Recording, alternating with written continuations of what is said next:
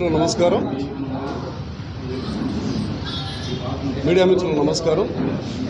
మరి మీ అందరికీ తెలుసు, నిన్న ఒంగోలులో బాలనాగేంద్ర అనే ఒక వ్యక్తి, జనసేన పార్టీకి సంబంధించిన వ్యక్తి, పార్టీలో ప్రచార కోఆర్డినేటర్ ఉన్నాడు. అతను ఒక ప్రెస్ మీట్ పెడుతూ అందులో బాలినేని శ్రీనివాసరెడ్డి గారిని అట్లాగే వాళ్ళ తనయుల్ని విమర్శన చేయడం జరిగింది. వారు అవినీతి పరులని, వారు పార్టీ పదవుల కోసం డబ్బులు లంచం తీసుకుంటున్నారనేది ఆరోపణ చేయడం జరిగింది. ఇదే బాలనాగేంద్ర అనే వ్యక్తి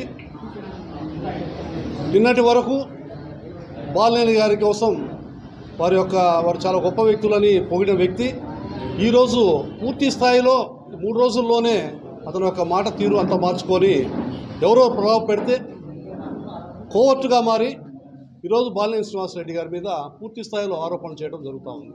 మీ అందరికీ తెలుసు, బాలినేని శ్రీనివాసరెడ్డి గారు వచ్చి ఈరోజు మన ఒంగోలు మీటింగ్ అయిన దగ్గర నుంచి ఈ యొక్క ప్రాంతంలో ఉన్న పశ్చిమ ప్రాంతము అట్లాగే ఒంగోలు ప్రాంతంలో ఉన్న జనసేన కేడర్ మొత్తానికి ఒక నూతన ఉత్సాహం వచ్చింది.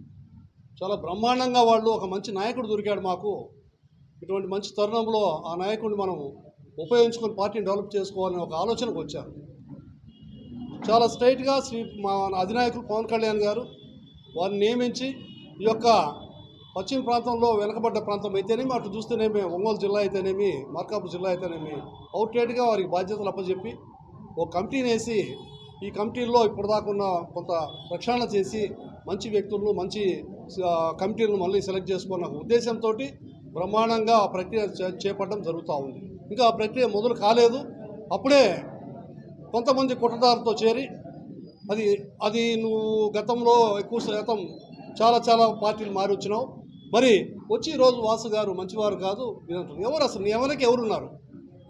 కొంతమంది వెధవల మాట నమ్మి పార్టీని పూర్తిగా డెవలప్ కాకుండా పార్టీని ఇబ్బంది పెడుతున్న కొంతమంది వ్యక్తులతో చేరి అట్లాగే పక్కనున్న వైసీపీ వాళ్ళతో కొంత కొలిడైను ఆ పార్టీకి పోవాలనే ఉద్దేశంతో లేనిపోని అపోహలు సృష్టించి కార్యకర్తల మధ్య కన్ఫ్యూజన్ సృష్టించి జనసైనికుల మధ్య అపోహలు పూర్తి స్థాయిలో గొడవలు పెట్టడానికి, నాయకుల మధ్య గొడవలు పెట్టడానికి, ఒక విభేదం కల్పించడానికి వాళ్ళ కోర్టుగా మారి ఈరోజు దారుణమైన ప్రక్రియకి, దారుణమైన నిందలకు అలవాటు పడ్డాం. ఇదే వాసు గారు నీకు ఎంతో గతం ఆర్థిక సాయం చేశారు, వారు ఎటువంటి మనిషో మీకు తెలుసు, అన్నీ తెలుసు, నాకే మీరు స్వయంగా చెప్పారు చాలాసార్లు. మరి అటువంటి వ్యక్తిని, అటువంటి ఉన్నతమైన వ్యక్తిని నిన్నదాకా పోయి నువ్వు ఈరోజు ఎవరికి అమ్ముడు పోయావు? ఎవరు డబ్బు ఇస్తే నువ్వు ఈ మాట మాట్లాడుతావు, లేదా ఏ ప్రయోజనం కోసం ఈ మాట మాట్లాడుతావు అని ఈ సభాముఖంగా మిమ్మల్ని అడుగుతా ఉన్నాం. ఎంత దుర్మార్గం, ఎంత నీచత్వం! నిన్నటిదాకా పోయి 2-3 రోజుల్లోనే ఇంత తేడా ఎట్లా వచ్చింది నీకు? ఎవడు నీ అనుకుంటే నడిపిస్తున్నాడు? అన్నీ పరిశీలిస్తున్నారు అధిష్టానం, రాష్ట్ర పార్టీ మిమ్మల్ని గమనిస్తూ ఉంది. దీని వెనక ఎవరున్నారో తెలుసు మాకు, ఎవరు కొంత కుట్రలు చేస్తున్నారో తెలుసు.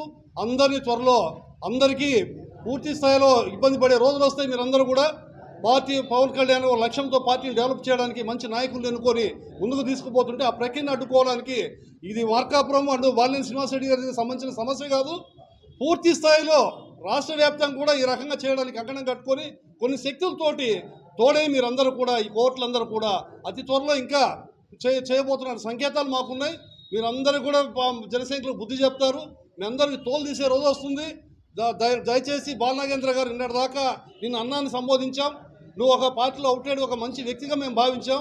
నువ్వు ఇటువంటి కుట్రలు కుతంత్రాలు ఇక ముందు చేస్తే నీకు బుద్ధి చెప్పాలి, జనసైనికులు, ఒంగోలు జనసైనికులు నీకు బుద్ధి చెప్తారని ఈ సందర్భంగా నేను హెచ్చరిస్తూ ఉన్నాం. ఇప్పటికైనా నీ యొక్క మాటలు విత్డ్రా చేసుకుని బేషరతుగా పార్టీకి క్షమాపణ చెప్పమని డిమాండ్ చేస్తూ ఉన్నాను. అట్లాగే ఇతను కొనసాగించొద్దు, అధిష్టానం కూడా పూర్తిస్థాయి చర్య తీసుకొని ఈరోజు ఏమైనా సస్పెండ్ చేయాల్సిందిగా అధిష్టానాన్ని కూడా మేము డిమాండ్ చేస్తూ ఉన్నాం.